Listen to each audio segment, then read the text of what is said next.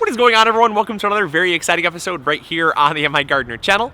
In today's episode, we're outside today. It is a cold one, but I've got to do something that is a kind of a must-do for anyone growing an orchard, and that is winter pruning. Now, we typically do this a lot sooner, however, it's been pretty busy, and you typically want to do winter pruning anytime after the trees lose their leaves. So once the trees do go dormant, you can do any winter pruning that you need to do.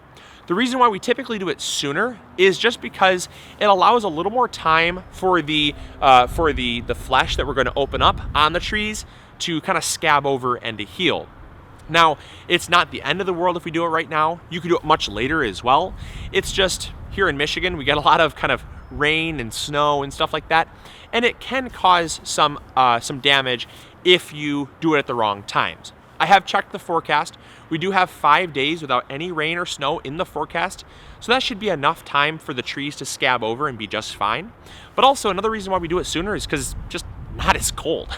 I mean, you can do it as soon as the leaves fall off the trees. So it's not the end of the world that we're doing it right now, but it's definitely nicer if you do it a lot sooner. So if you're somewhere warmer and you're still kind of going through late fall, early winter, make sure to add this to your to-do list, because pruning your trees is one of the most important things you can do to keep the quality of the trees up, keep the health of the trees up, and also increase future fruit production. Because the trees, what they like to do is they like to put on a lot of growth. Their main objective is not to fruit a lot. It's actually to continue to grow. And so what they can often do is prioritize growing over fruiting. And as a prime example, these plum trees behind me, we just planted them 2 years ago, and we've not done any major pruning to them. We've only done one minor pruning just to kind of shape them. But since then, we haven't done any pruning. And the problem is that when they grow, they actually grow so many leaves that oftentimes the blossoms don't actually really, they don't actually get as much exposure as we'd like. So things like pollinators in the early spring can't really access them. And also, because there's so much foliage, there's things that occur like disease, things like rust and leaf spot, that if we had a little more airflow would really help with increasing the disease resistance as well.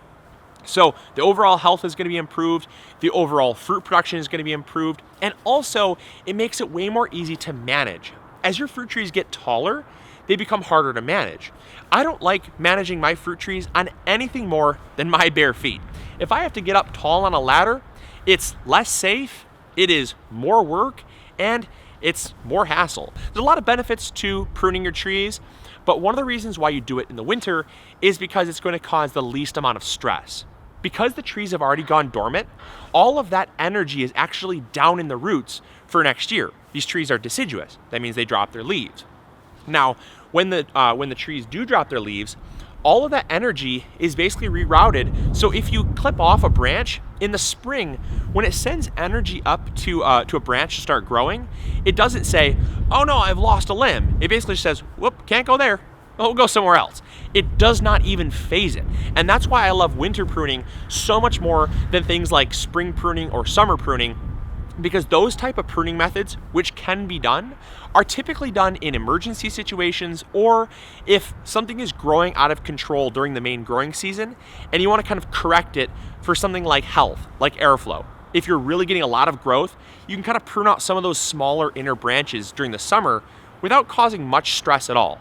But if you're doing a major pruning job, which is typically what you're doing in the winter, you're really shaping and pruning, cutting down, it's going to go through a lot less stress in the spring.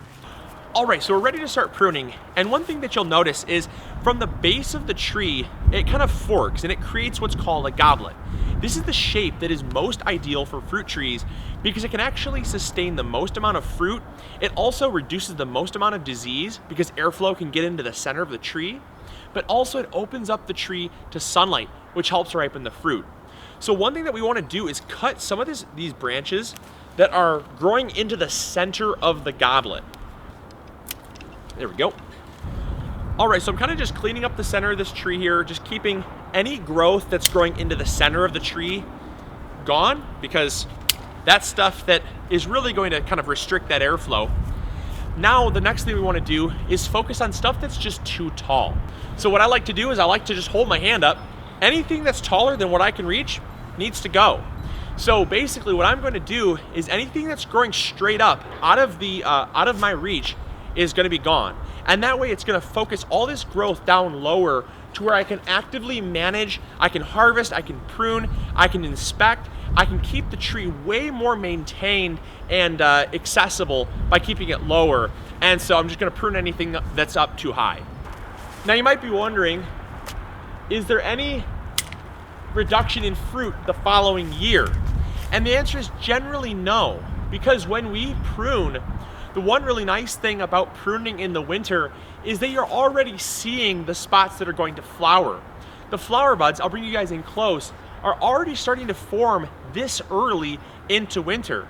And so because we can actually see where they're going to fruit, we can actively select branches that don't have a lot of fruiting buds on them, so that next year, not only are we going to maximize the amount of fruit, but we're also going to cut out branches that are really not necessary. So it's totally a win-win. Check it out. All right, so if you come in here really close, you'll notice that these branches have little buds on them, and those buds are flowers. Now, what you'll notice on branches that do not have buds is that the buds are not nearly as plump and round, and also they go at more of a 45-degree angle, and they're not in clusters. The flowers actually form in clusters, whereas the future leaves just form in a single little bud. It's much smaller. So you can actually go ahead and prune most of this off without any negative side effect to fruit yields the following year. So it's really important that you know how to identify those, because it allows you to actually come in here and prune this out and clean things up, and also, just maximize your fruit yields without having just tons of growth. All right, and the final question that I get asked all the time is, can you prune off too much? And the answer is yes, you definitely can. So you want to be careful not to prune off too much, but generally the industry standard for pruning fruit trees is roughly 30%.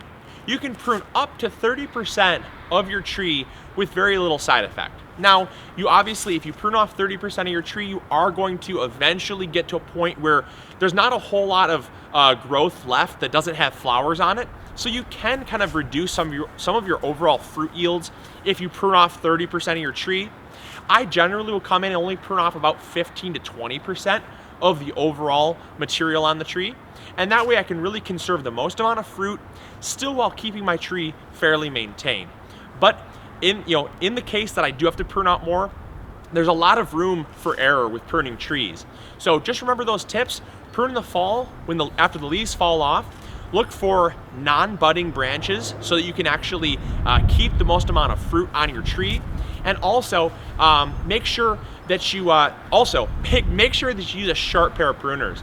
It's so important that you use a sharp pair of pruners because of the fact that when you cut, you want a nice clean cut. You don't want to cause any damage to the tree, anything more than what you're already damaging. So that's going to make sure there's a nice clean cut that's not going to open it up to things like disease and pests and insects and whatnot. So I hope you guys enjoyed. I hope you learned something new. It's freezing cold. I'm gonna get inside and get some feeling back in my fingers. All right, take care, grow big or go home, and we'll catch you all on the next episode. See you guys. Bye.